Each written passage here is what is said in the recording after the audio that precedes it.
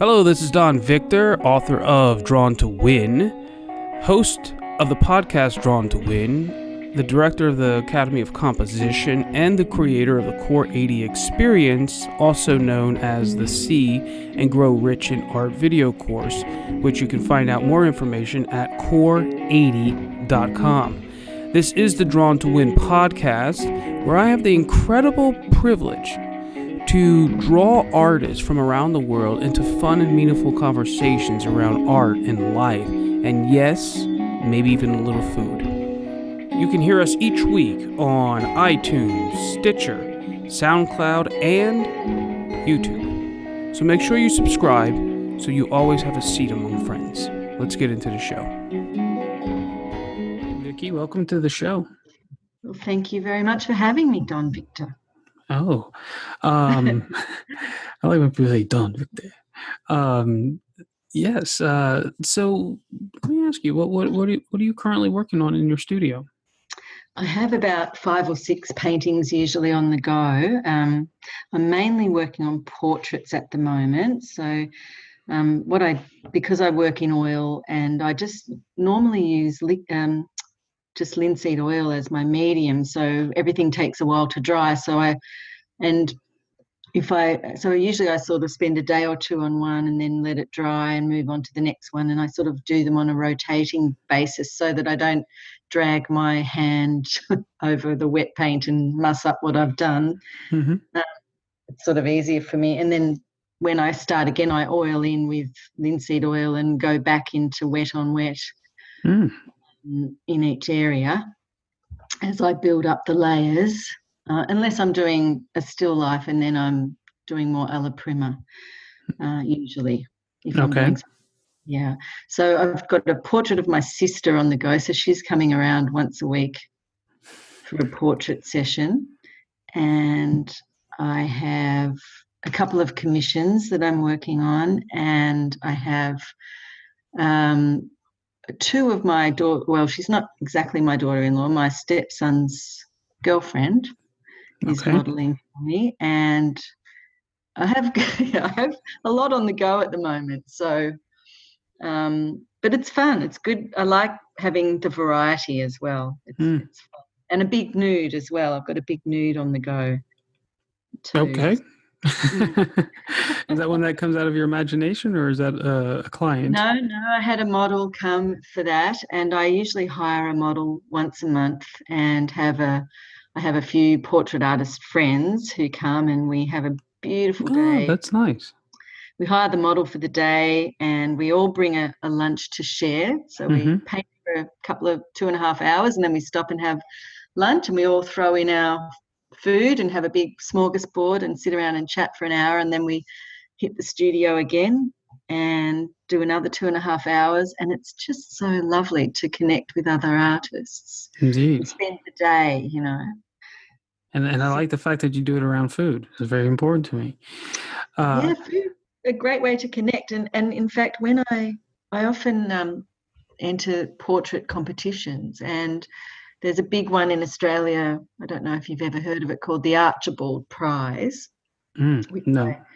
I enter every year, and so far I haven't gotten in. They're not so into traditional painting, but I'm knocking on that door. I'm not giving up. And you have to find somebody to paint that is sort of well-known, an Australian citizen that's well-known in the arts, literature, science, or the law, or politics.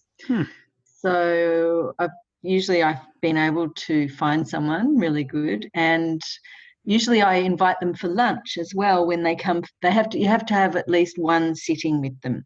And that's normally all you get with a famous person, because they're pretty busy usually. So sure.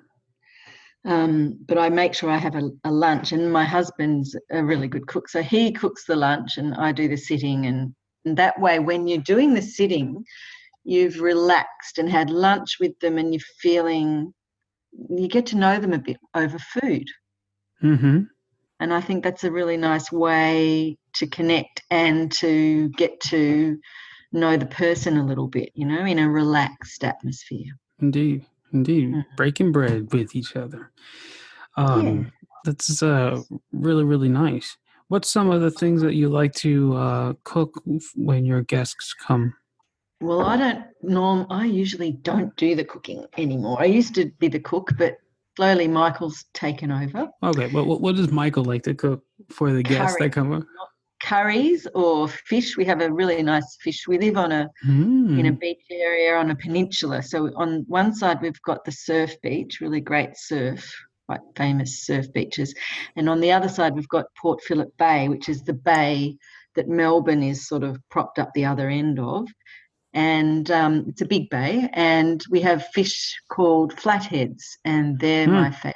favorite fish, and I love fish and salad. Oh, fish And like in the salad? no, not in the salad, but flathead tails, Uh-huh. um, cooked, fried in butter with a nice salad is Ah, my with a one. nice salad on the side. Okay. Yeah, on the side, which is one of my favorite foods. Mm-hmm. Fresh fish.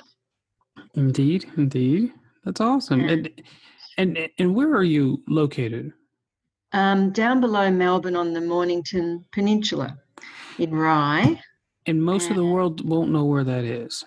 it is in Victoria, in Australia. Oh, there's the word, Australia. Okay. And we're on a Um, little peninsula, which backs the one side of the peninsula is the beach is Bass Strait, which is the tract of water between Tasmania and Australia hmm. mainland. So yeah, No, that's just awesome. right down Great. the bottom. Very, very Yeah, cool. And were you born and raised there? I was. In fact, my family have been in the area since the 1840s, which is pretty Wow. early. Yeah, they found a good spot and didn't want to leave. Now, did they come with their own free will, or were they kind of Yeah, they did actually. shipped there?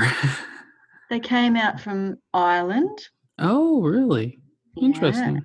before the potato famine, Mm. and they settled down the end of the peninsula, and they were subsistence farmers and lime burners, and they arrived in Melbourne when Melbourne was called Canvas Town because everybody lived in tents. So, because it was Wow, early. yeah. That's Yeah, cool. I yeah. never knew that, and wow, yeah, that's cool. Now, are there a lot of Irish descendants in Australia? Yes, yes. A lot of Irish descendants. Yes, it's a great mix of people. It's a real melting pot, Australia. That's what I Hmm. love about it. I love having so many different cultures. We've got people from all over the world settling here, and I Hmm. like that. It's really So good. I have to ask this very important question? Yes. Um, did the Irish, when they got there, did they feel at home among the drinking, or did they bring it? Well, they must have brought it with them. I don't think the Aboriginals had. Um, I don't think they would have had alcohol at all. So they probably had other things, but not alcohol. But definitely my family were drinkers because they had the first couple of pubs around Oh, the really? and in fact, Nice. there's a story that my great dad's grandfather, so what would that be? My great grandfather used to tell of there was a ship called the Sierra Nevada that wrecked on the rocks. It's a big shipwreck area in the early days because it's a very treacherous bit of water, the heads of Port Phillip Bay, and a ship called the Sierra Nevada Hmm. sunk and washed up, and it had 760 barrels of whiskey on board.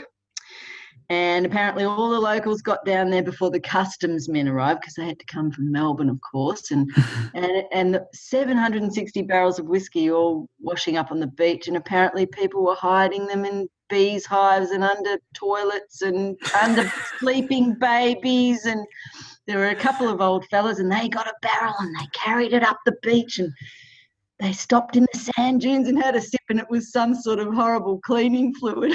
Oh, So no. they got the dud barrel. They should have checked it before they carried it all that way, I suppose. Yeah, That's hilarious. yeah. Wow. So your family, when they got there, over the generations, you guys have opened a few pubs, and Well, some of the family did have pubs in the old days, not anymore. Okay. Yeah. Nice, nice. That's cool. That's really cool. So now I have to ask your ability to quote unquote art. Is that are you the black sheep of the family, or is that kind of like a tradition as well? Well, my grandmother on my mum's side was right into art. And in fact, she ran away from home as a young girl and went to Sydney and got a job illustrating. Really? Yeah, she had a pretty tough father, Mm-hmm. and she ran away and got a job, and apparently her dad sent one of the brothers, Uncle Ern, up to get her and bring her back, which he did, and they never spoke about it again. But she went up and got her own job illustrating because she was very good, and she always painted and drew and encouraged all of us children. Mm-hmm. And she always used to say, if a child is interested in something, whatever it is, foster it. Yes. You know? And I think that's such a good thing, and I've always tried to do that with my children. And I think it really helps because, if you're curious about something, you're interested, then get into it, follow it up. And if you can encourage your children to be interested in things, well, then they're following their passion. And that's what you're meant to do in life. We're only here for a short time, so you might as well make the most of it. Indeed. Indeed. Now, you said Foster's. Now you got me back to beer in Australia. I don't drink beer. But isn't that like a brand name down there or something? Foster's? It is, yes. And it's a big beer drinking culture, although now we're getting more refined. We're into the red wine. Oh, okay. I guess that the red tails and stuff. Yeah. So I'm kind of curious if there was a little 5, 6 year old kid running around and was all into beer and drinking, and they're like, Foster it. That's a good name. So you said that was your grandmother, correct? Yes. And so she kind of helped set that tone, not just in her advice to you guys and encouraging you guys, but actually long before that in making a stance with her own life and really finding salvation in life through art. Yes. Well, I think she, in a way, like her career was thwarted by her father because her Mm-hmm. mother died when she was 12. And so she had to Mm, look after the four brothers and bring up the younger sister, you mm, see, do all the housework and that, which she did for quite a long time. And then mm, when she left, she wasn't able to fulfill that artistic side. I mean, she did draw and paint, but she didn't do it full time. But with us children, she really made sure that what we were interested in, she fostered. And my brother, Uncle Ern, one of her brothers, had a factory, a pattern making factory, and he mm. used to get all these great blocks, all different great shapes and wheels and all sorts of things in pine blocks. So she used to bring bags of these blocks down, and Darren and I would sit on the veranda with hammer and nails and make all these amazing creations out of wood with hammers and nails and spend hours doing it. It was great fun. And Darren ended up being a master furniture maker. Oh, wow. Yeah, but he's in America now, and he's got a band called The Walkabout, and they're doing quite The well. walkabout. But, yeah, they put a couple of albums out, and they opened it. They did a launch at the Stephen Talk House. He's in Sag Harbor in Now, Long with, Island. with the walkabout, like that's a Australian expression, but what does that Yes. mean?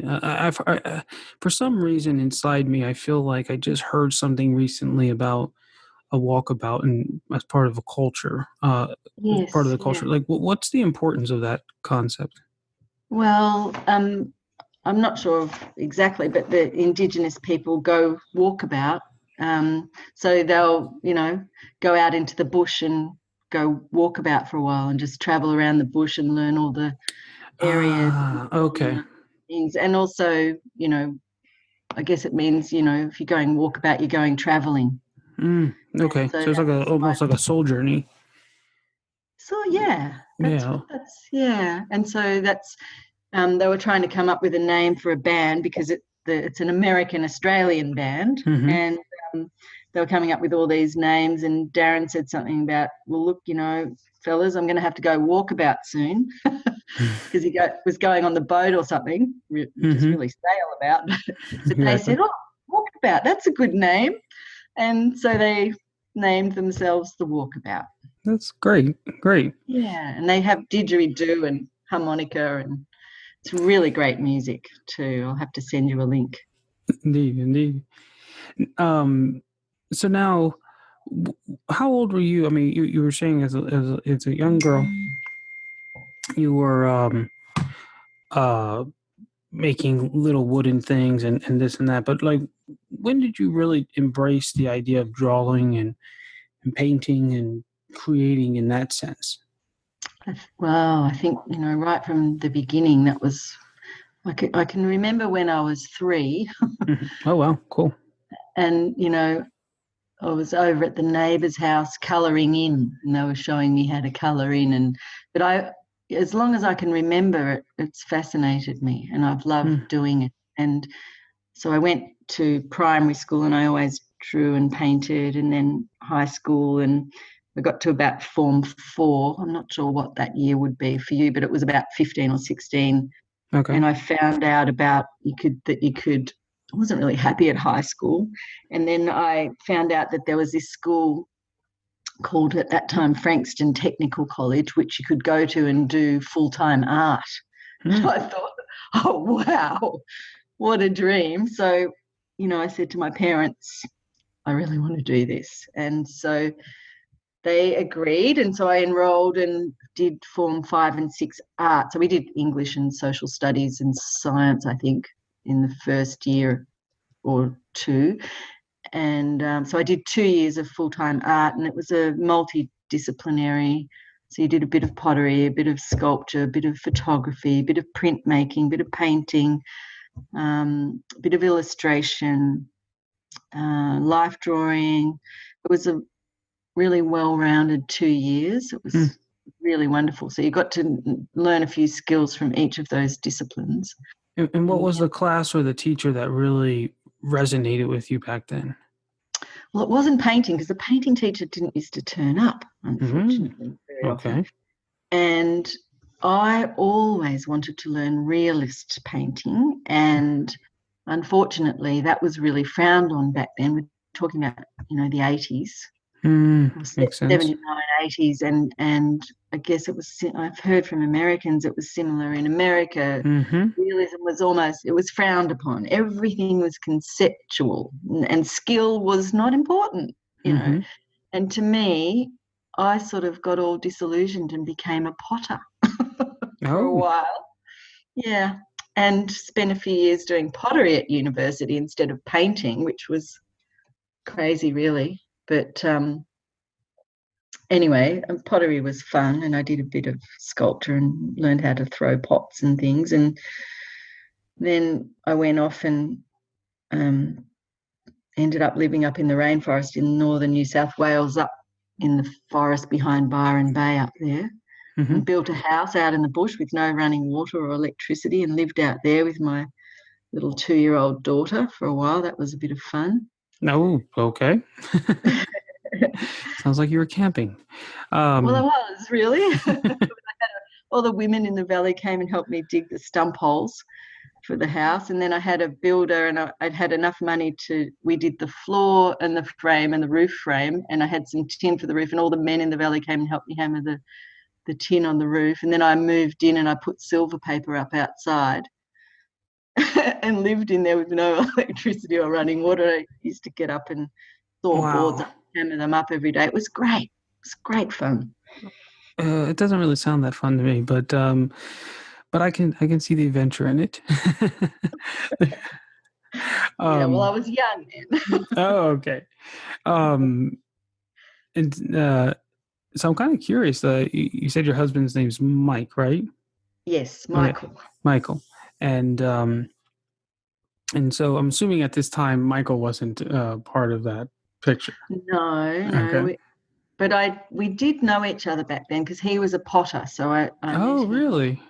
through pottery, and we were friends for years and years and years, and eventually ended up together. We've been together for 21 years, but he's a Vietnam veteran. Okay. So when I met him, it was up in those hills, and he was sort of hiding out in the hills from society, and because he's got post-traumatic stress from the Vietnam War. Mm-hmm. And anyway, we were friends for years, and we got together, and he's just been my greatest supporter. He just loves it that I'm painting, and he supports me to paint by, doing all the other stuff around life so I can just paint full time, which is wonderful. Now, I'm going to have to ask you this question because anybody over the age of 33 is thinking it right now. You're both potters. We were. Yes. So did you have to go and act out the scene from Ghost?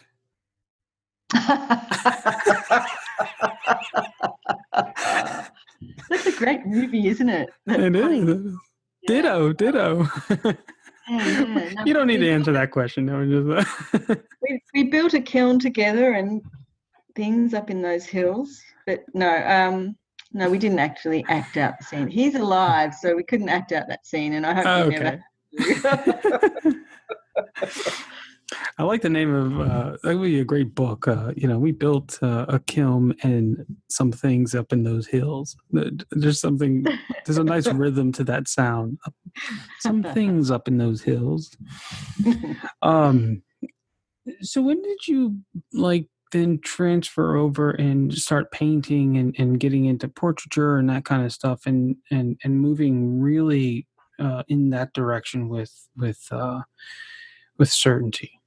Well, I still was, even though I was potting, I was still drawing and painting a little bit. And then I came back down here. My father died, and my grandfather within a few days of each other, which was awful. And, whereas I'd been wanting to be adventurous and head off into the world, once that happened, it was like, because I always thought my family would still be there when I got back. And kind of freaked me out, and I just wanted to be with my mum because it was her dad and her husband that were gone. And Dad was only 49, so it was a heck of a shock. And so I came back down to where I started on the peninsula, and eventually got with Michael, and I was still painting, but I wasn't really learning I wasn't really learning. And then I found somewhere about half an hour away that was the McClellan Guild of Artists, it was called. And there was a wonderful teacher there called Brian Armstrong.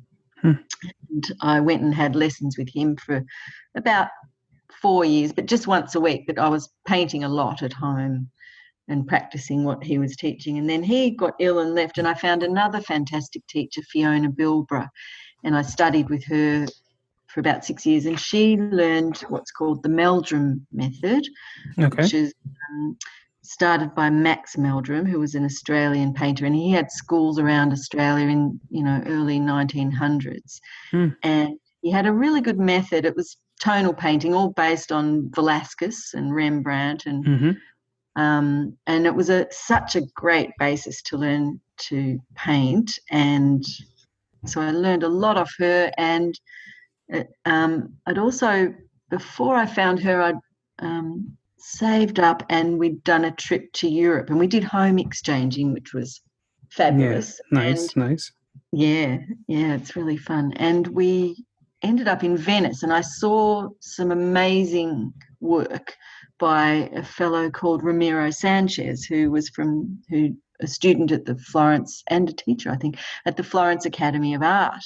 And I said to Michael, that's how I want to learn to paint. I want to learn to paint like that. And and then when I came home, I found Fiona, and I started saving up. I thought, I want to go to Florence. I want to learn. And so eventually, it took me a few years, and I saved up, and we both went over to Florence, and I ended up, not the Florence Academy, but the Angel Academy, which is under Michael John Angel. Well, he he and Daniel Graves started the Florence Academy together, and then they split and went their own way. And the Angel Academy was smaller, and I liked that idea of going to a smaller, more intimate sort of school. And so I did a trimester there, and it was just so wonderful. I just learned so much. And Maestro is just so generous with his knowledge. And, he learned from Pietro Annigoni, who's quite a famous portrait painter, Italian. And then recently I saved up again and did another trimester. So, yeah, it's really helped me with my work. It's helped me with so many aspects of it.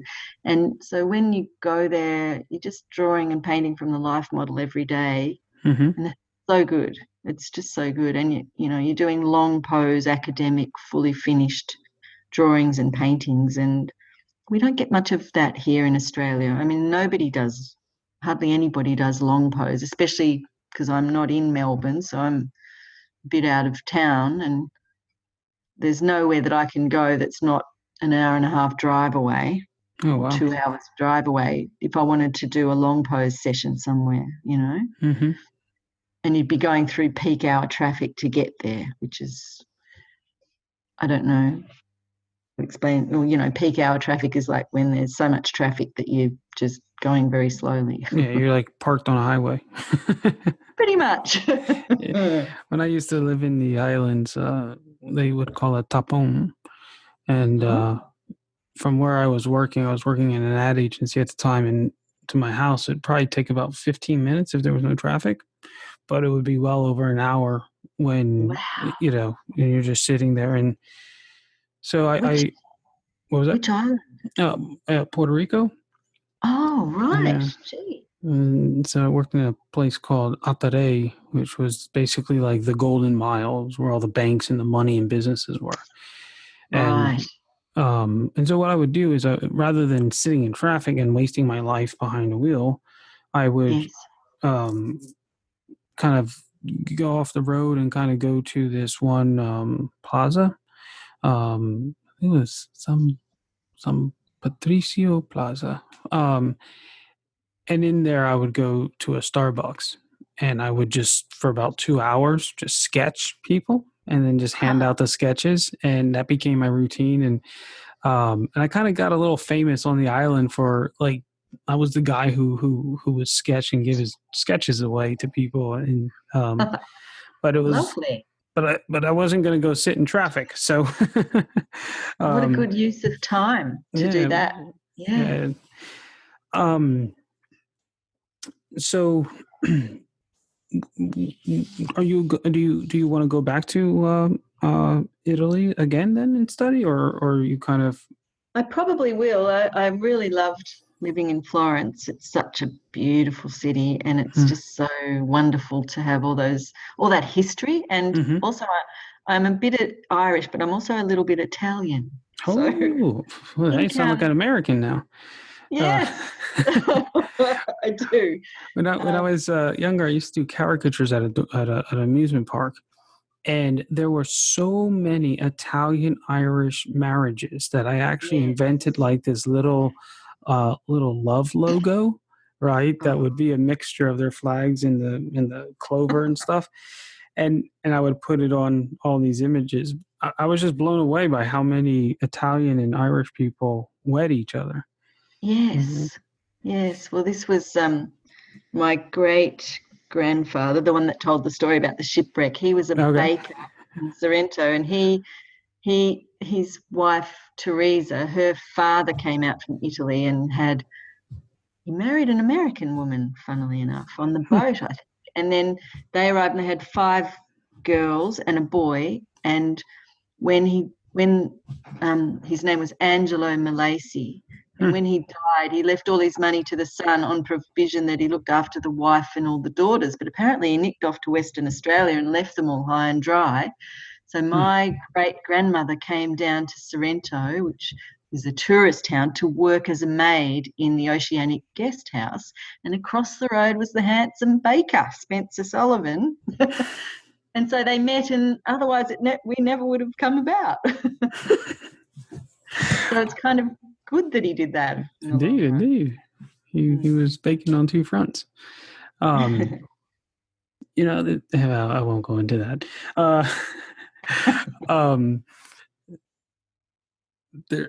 So what kind of portraits do you like doing? I was noticing you do a lot of female portraits. I know you do a few males, but like, do you like doing the female portraits?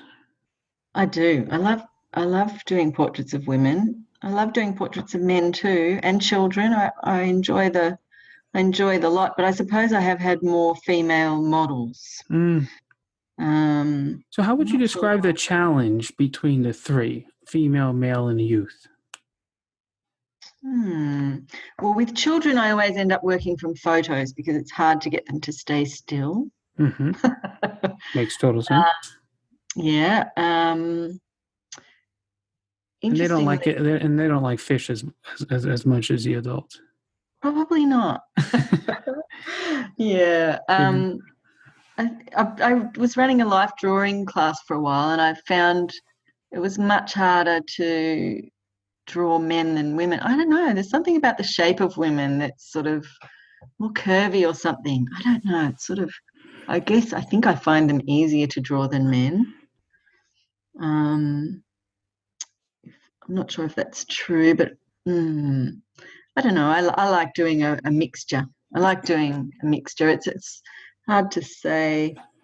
And then within your work, if you were going to say that you have a fingerprint in your work, maybe one or two elements that you really enjoy putting into your work, what would one or two of those be? That's a good question. I haven't really thought about that, about a fingerprint.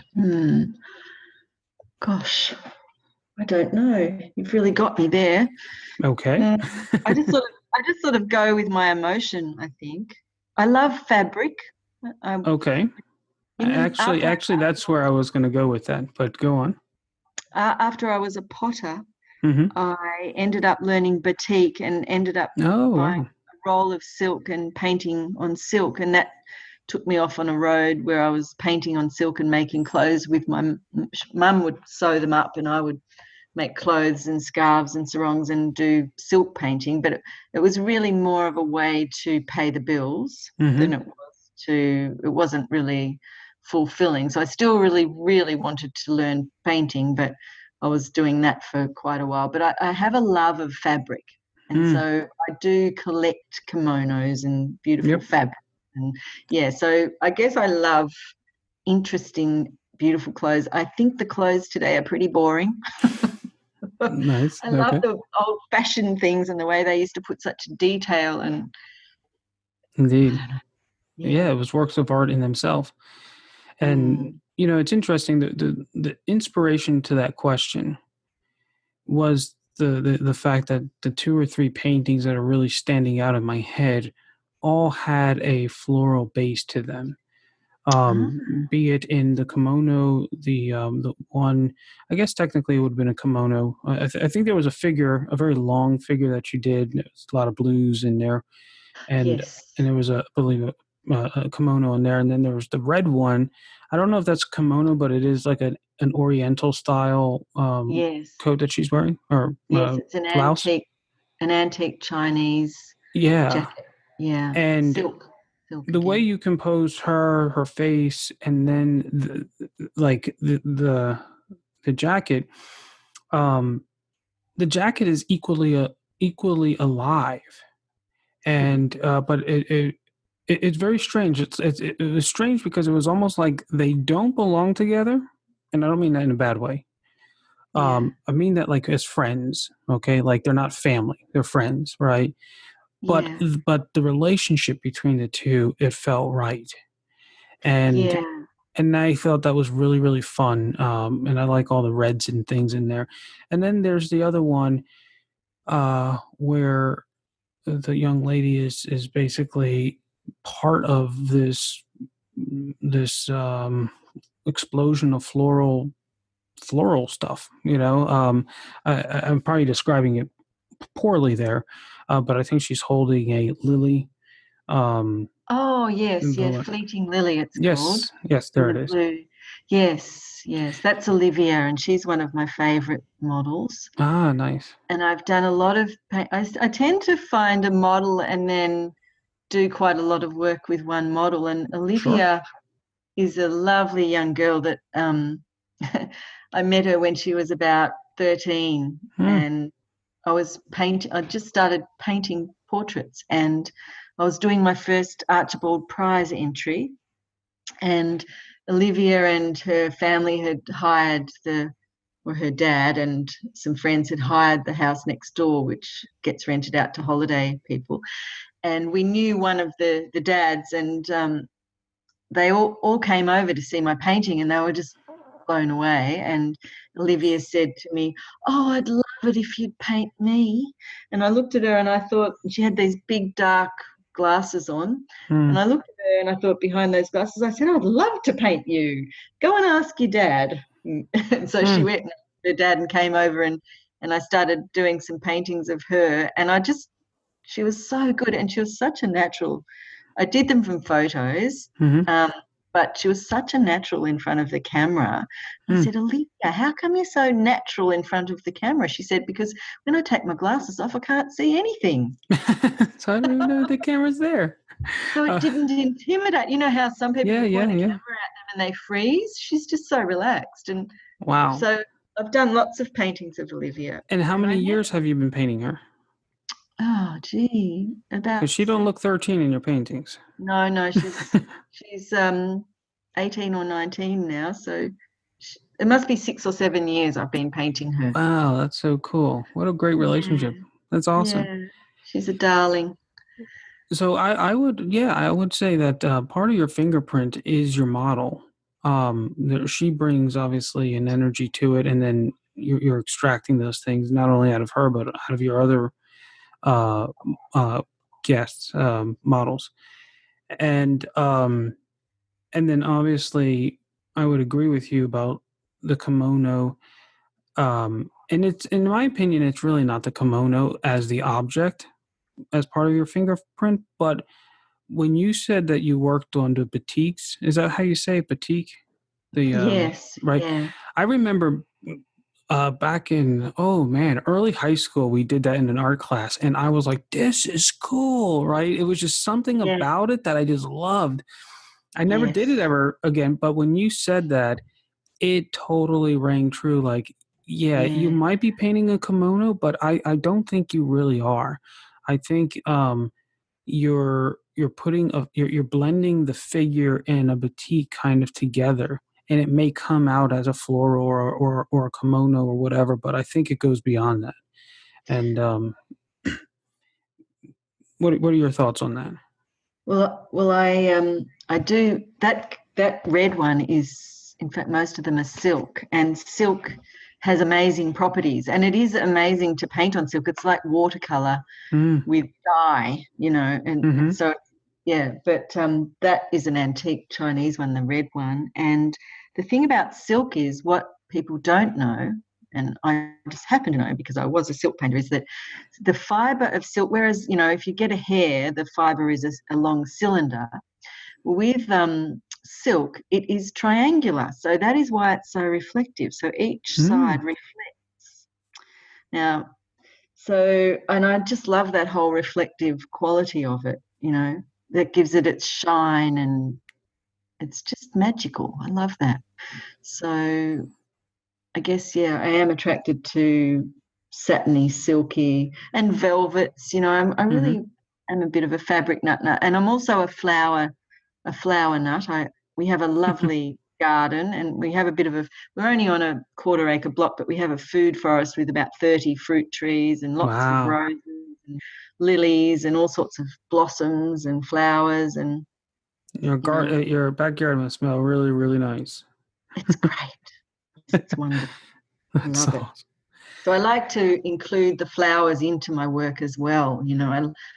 I love nature and flowers, and beautiful things that uplift you, things that Indeed. make you appreciate the world. That's awesome.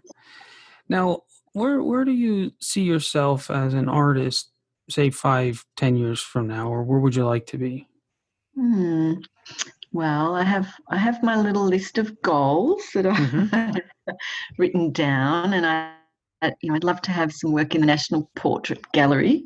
Okay. I'd love to have some more exhibitions in regional galleries or something. I was lucky enough to have an exhibition in the Mornington Regional Gallery a couple of years ago with my teacher. So we had a big exhibition, Portraits, Sullivan and Bilborough, which was wonderful. Things like that would be good. I would love. I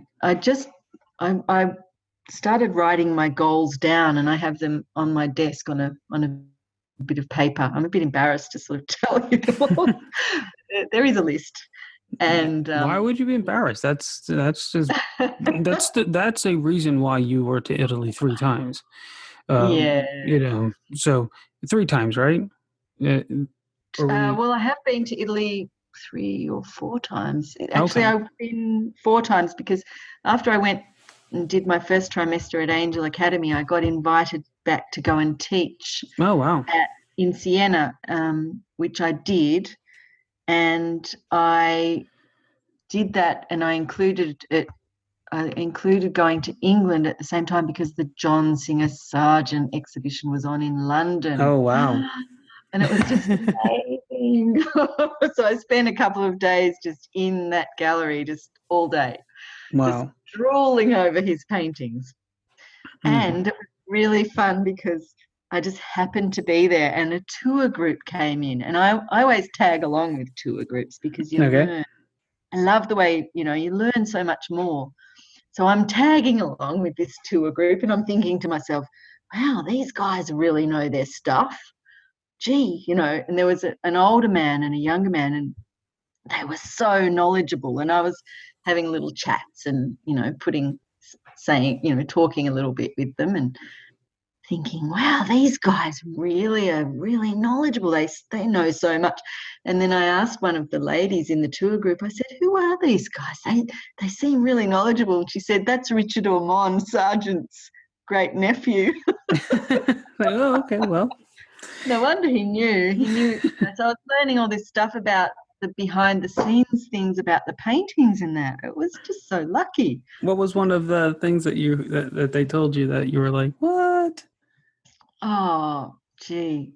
Well, each painting, he just sort of gave a little backstory. Well, one of the things was interesting. He said that Sargent always elongated his portraits. So all his figures are slightly elongated, which Makes I didn't sense. know. Yeah. And he just told stories about the people in the paintings that I hadn't too. Things about the woman who got quite cross because he cropped the painting and cropped her arms out. I think she was a singer or an actress, quite a famous one. Just the way they were talking about the work and the brush strokes and the tonality and just things about the whole and different things about the families of people. I can't remember it all now, but at the time it was just mind-bogglingly exciting. Indeed. That would be fascinating. Fascinating. We have then I went off and then I went off to Siena and did a teaching gig. So I had and it's the first time I'd ever taught, and I had one student, and she was just wonderful, Sarah Calcagno, and she had a holiday accommodation in Siena. So she said, if you come and teach me for 3 days, you can have 2 weeks free accommodation. Nice. And so we got to drive around Siena, and 15 minutes from anywhere in any direction, there was something amazing. I mean, Italy is just so incredible. I love it. That's awesome. Very cool. Very, very cool. So you're going to get back there in the next 5 to 10 years. Very nice. Very nice. So, Vicki, if an artist comes into your studio and Michael basically puts together a really nice fish and salad for you guys, and you're sitting down and you're enjoying some wine or water. Um, what advice would you give an artist who wants to really become serious about painting? I would say put in the hours. I would say paint from life as much as you can, Hmm. and draw as much as you can as well. I mean, good drawing is so important. I think, I really think a good drawing can really hold the eye and the interest Hmm. much longer. And good drawing never gets boring for me. Mm-hmm. Mm-hmm. I think it's so important. And what Painting's do you hard. mean by good drawing? I want to explore that for a Oh, minute. I mean, training your eye to see what's going on and being able to draw what's in front of you. As Okay. as a realist, I mean, as a realist painter, Mm-hmm. to me that's important. If you're not going for that, well, then you wouldn't have the same aim. But for me, as a realist, good drawing's really important. Okay. Gotcha. Um, Putting in the hours is if you want to get better at what you do, you've just got to work at it really Mm-hmm. hard. I think. And it's so funny because people say, "Oh, you're a painter. It must be so relaxing." And you think, "Yeah, right." Sometimes it is, but sometimes, when it's not going well, Exactly.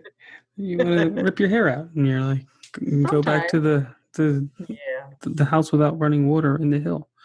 Um, I gotta yeah. get out of here. Uh, what? Who would be two or three people that you would honor because they help you um, achieve your goals as an artist? Well, look, my husband's my best supporter. If he wasn't doing all the stuff around the house, then I wouldn't have the time to put all the hours in that I'm able to. Mm, So, he's been wonderful.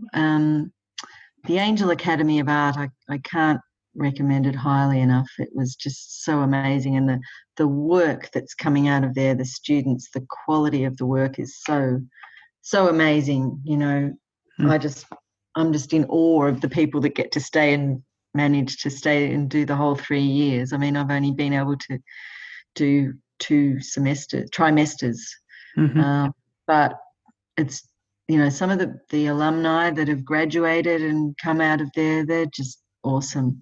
So I would say the Angel Academy of Art in Florence mm-hmm, been a major influence on my work. Um, and probably my grandmother, who fostered my mm, interest as a young child, has helped me to follow your dream. And it's great to follow your dreams. I've always wanted my kids to follow their interest, follow their dream. I think you're only here for a short time, and make the most of it. Go okay. for what you want. You don't want to end up living your life in a job that you hate. And if you work at a job that you love, you never have to really work, even though you're working. Mm-hmm, It's not like soul destroying work. It's soul enriching work. nice, nice. Um, so let me ask you before I ask you how people can connect with you. We kind of touched on this already, but I want to ask you anyways and get it from a different angle. Um, what is it that you love eating? Dark chocolate. Okay, okay. Uh, we end the conversation now. No, I'm joking. Dark chocolate. Wow. Just Yes. by itself, do you make anything out of it? Do you turn it into hot chocolate? Like you just like I just eating. love dark chocolate, gets me every time. And, good quality dark chocolate. It's got to Mm-hmm. be. But Nice. I am a chocoholic, and I have been known to sniff out my children's Easter eggs and eat them. I'll just have a little bit. Oh, I'll just have another I little brought bit. you into the world. I could take you out. Give me that chocolate. You don't need all that chocolate, you kids. They've grown up now and left home, but so I don't get their Easter eggs anymore. That's funny. Oh, Anything outside of chocolate? Like what was something that you loved eating when you're in Italy? gee. I love seafood. Okay. Um, what do I love in Italy? I love pesto. Okay. I love coniglio. I love rabbit done in the Italian Really? style. Yes. How do you say that in Italian? Kilio? Coniglio. Cornelio. Coniglio. Yes. Wow. I agree with you. I love rabbit. I haven't had it in a long time. Mm, It's funny, my dad, we went to a farm show. My brother Jim and I, we each got rabbits. It just so happens one was a boy and one was a girl. So not too long after that, we had rabbits. And yes. Of years course. years later, my my dad took it over and they just kept multiplying. But we ultimately had like this babysitter guy who would come and as my parents would go on their date nights and stuff, he'd Yeah. watch us. And one day he was a hunter. And so he went out there and grabbed one of the rabbits and he cooked it up for us. And we were terrified because we don't eat rodents. Like, like what are you talking about? And wow, it was so incredible. Yes. If you It cook it was, long and slow, that's the trick until it's falling off the bone. mm, And Michael cooks it with lots of red capsicum, which you would call red peppers, I think, in okay, America, nice, nice. and dates. Ooh, that sounds interesting. Yeah, yeah, Very interesting. it is. Nice, nice. Mm. Wow, you're making me want to go get something very exotic. Uh, Mm. do you guys eat that often then? Not often in Australia, although we do have a rabbit pest problem in Australia. They're feral, they've gone feral in Australia, but then they've introduced this horrible virus to kill them Oh, all called wow. Khaleesi virus. So you can't really eat them. And so I think, yeah, What? so they've gone up and they're hard to get now, whereas you used to be able to get them easily. Hmm, But in Italy, you can go and buy like pieces of them in the supermarket. It's yeah. fantastic. Wow, that's so Mm. cool. Yeah. Now I have to go look for a local butcher and see if they sell rabbit because I'm gonna have to cook some rabbit up. And the other Uh-huh. thing I do make, it's not cooking, but I do make it. I make pesto and we grow 4 big pots of basil on our deck every year. Nice, And I make a lot of pesto and freeze it so that we've got a supply coming out, And I nice. love pesto pasta. Now, what is that? Is that pesto on top of regular pasta, or is that actually a Well, pasta made from the pesto? no, I cook up some penne noodles Mm-hmm. and um, fry up some chicken Okay. and lots of red capsicum. Mm-hmm. Normally you would put in spring onions as well, but I've got this onion and garlic allergy at the moment, so I have to make everything without Interesting. onion and garlic. And then so you cook all that up, and then you throw in your pesto on top, and then mix all that up, and then throw that on your cooked noodles with a whole lot of Parmesan cheese and some Mm. pine nuts. Mm. And with salad, it's beautiful. Wow. Wow. Easy too, and quick. If you want to win, if you want to get into this competition and actually win it, I think you might need to cook some of that and invite the guests, the judges over. Um, They're in Sydney, so they're a long way away. well, So it's it's a tricky one, the Archibald Prize. It's been going for almost 100 years, hmm, and only 5 women have ever won the Archibald. really, hmm man. So I think the odds might be a little stacked. Well, You've got to keep trying, though. it's interesting. I don't know how to respond to that fully because um I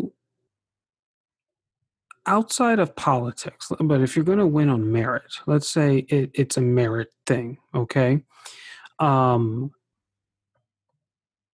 it's strange when I coach artists. I cannot think of one artist that has entered a competition that either did not place or win that I coached. And I know Australia is a little funny about those rules. In the United States, they're not so.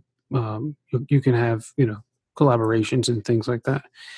Um, but I know in Australia, the competition they get like it has to be original. You can't have any advice, and it depends on the competition. And I'm almost certain that contest is probably very regulated. Um, but it's a very strange thing, and I think one of the reasons why uh, they win is not just because they're good artists, but because strangely, what I find in a lot of art, even good art, is just a lack of design and composition. And when it's present, it doesn't matter if it's photorealistic or abstract or somewhere in between. You feel the difference, and you can't deny it. It just adds a whole nother quality to the work. Yeah, And I and think also mhm. it had for a long time traditional painting has been very unfashionable in Australia. So Yep. they're not really looking for skill and design and things like that. It's more controversy and shock value and things like that that are going to grab And a that's a headline. shame. That's a I shame because that has really know. almost nothing to do with the art. Well, yeah, that's how I feel being a traditional painter. So what I've realized is I do enter the Archibald and, I aim to get in at least, get Hmm. into but I have been getting in as a finalist into most of the other national Nice. portrait competitions. So, and also I've been doing better internationally, which is really odd. But then you see, realism is much more accepted in Europe and America than it is in Australia. Yeah. I think it'll come back eventually, but it's much bigger in America. I mean, you've got the Art Renewal Centre and Hmm. England, they're much more appreciative. You've got the Royal Portrait Society, and I don't know, I think eventually I'm hoping it'll turn around here. Um, It but it it, it will. But it will take time. we're a But bit we're a bit backward you just got to flush the toilet the right way. and upside down as Yeah. well. But it'll just take time, and you're right. There is a shift. And it's interesting. I read an article by a curator in Italy. He's a very famous curator, and he wrote this article that, in essence, said this: that back in the day, 50s, 60s, let's say, you could take uh, a piece of, let's say, modern art and put it there, and when the when the public would come in or somebody would come in and look at it and they could not comprehend it, Mm, the art establishment and the curators would look at them and say, "Well, um, you're unsophisticated, and it's just because you don't get it and you're not really there." mm, Um, but he was saying because of a bunch of different reasons, but that has changed now. And yeah. now, if you, as a curator, put something out and the public says, "I don't get it," and you cannot intelligently articulate why that is considered a work of art, then you, as the curator, are looked as, the idiot. Ah. And that power shift is changing. And Mm, I think what's happened is there's been a movement because of that abstract expressionism, and then there's been a group of people. I was just saying this the other day to someone. When you look at that abstract kind of work, oftentimes people will say, "My 5-year-old can do that," right? mm, Which mm, was the great insult. yeah. Um, but then the swing to the other side is realism. right? Because it's so based on like, no one's ever going to tell me that a 5-year-old did this, right? Like, and that Exactly. never comes up, right? It's like, Yeah. you got skill. It's Yeah. very, very clear. And in Mm. that, there's a respect and an honor that comes with it. Mm. My And it's not something that you can whip up in a few minutes, and you can't learn it in a few minutes. It takes dedication. yes, yep, yep. It takes years, and it takes full dedication. You have to give your life over to it almost, I think. Now, what I'll add to that is, I've been to some of these realism schools, and on the surface, the realism, incredible. Color, the painting, oh, it's amazing, right? Drawing, Mm. painting, observation, it's all there. And yet, I have not yet seen one place yet where they can compose or design No. or storytell in a meaningful way. And Yes. um, but the skill sets are incredible. Yes, I think you need the skill set first. I know at Angel Academy, Hmm. Maestro was, every Monday in his class, it was about a lot about composition and Mm. design and designing, Yes, designing. And he's got 50 years of knowledge about how to do that. And that brilliant, was really valuable. And I just loved those lessons. That was awesome. fantastic. Yeah. And he was really stressing that's such an important part of, it's all very well to paint what you see, but you're an artist, so you have to design the work to Yeah, work for you. You have to lead the eye through the work, and yep, you know these are some ways that you can do that, and that's another whole skill set, isn't yeah. it? And if you take that skill set and you marry it with the realism, Mm, oh my gosh, the beauty that mm, one could create and the power that that's one could right. create. Um, Yeah. and it's that's incredible. And so I'm really excited to see this swing over the last 40 years. And I'm really excited to see over the next 40 years a balance, not a balancing, but a harmony coming back, because Mm, I think there is great power in abstraction, great yes. Yes. power, but you have to know how to extract it and then put it within the skills of realism, which Mm, then take it to another level. You know, yeah. um, I've seen some great mixes of realist paintings with abstract backgrounds that work brilliantly. well, it could be a separation like that, like an abstract background. I'm thinking of like Frank Frazzetti once said. He had these incredible paintings, and he said, the more and more I compose, the more and Mm, more I realize I'm an abstract artist. And uh, and his work was not abstract. I mean, they were like figurative paintings and things like that. Um, mm, but there's something about crafting the shapes and the angles and all these things, and it in in the drawing and the designing of it, it becomes very, very abstract. But then you cloak it, and that's the key. Like, where the abstract you might say is energy and soul and life, right? And then mm, realism, you might say, is form and body and something that's what you can see. And mm, the question is, how do you then bring harmony so that it you don't separate it? It's not like left brain, right brain, but it's full brain, right? It's mm, full art. And where let's say if you are an abstract artist, like I deal with some abstract artists, and what they're missing is order and understanding how to bring form and order into their chaos.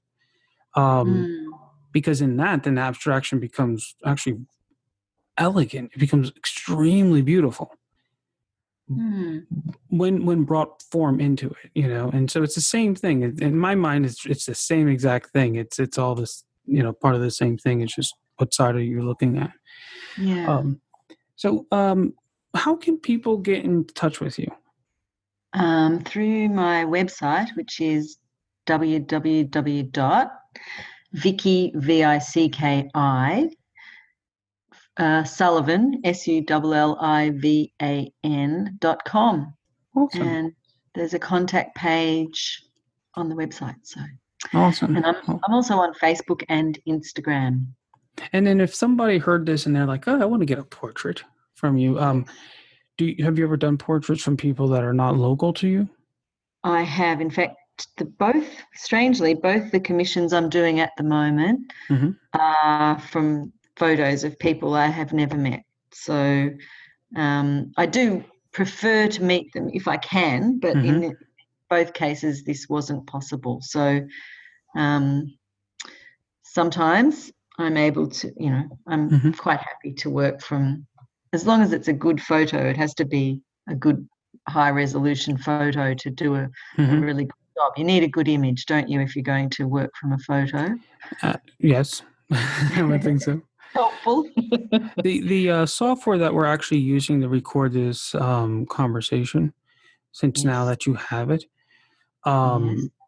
may be something you might incorporate in your process, because you can do video chatting even though we're just doing audio. And it might be a great way to interview those, just have conversation, because then you can see the mannerisms and the little nuances and get a sense of their energy and personality. Yes, and that can be person on the other side of the world, so it's there for you. That's a great idea. I was just chatting online before with Bryce Liston, who just put out a painting download, which I bought because I love his work, and because it's hard for me to get to the other side of the world, sometimes I get downloads from painters whose work I really admire, and it's a great download.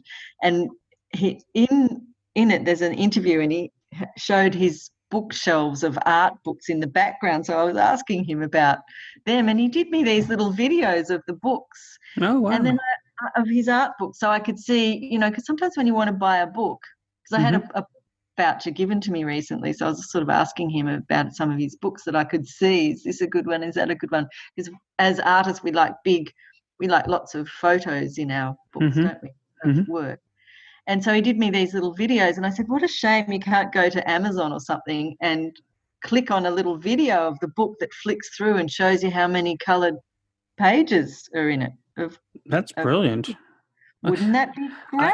I actually created a little booklet like that. It was 10 books on composition. And then I took the little description from Amazon, took, I think, 2 or 3 reviews for each book, put the prices there, and then had a little link, and so it was just this nice little resource of 10 art books, for composing.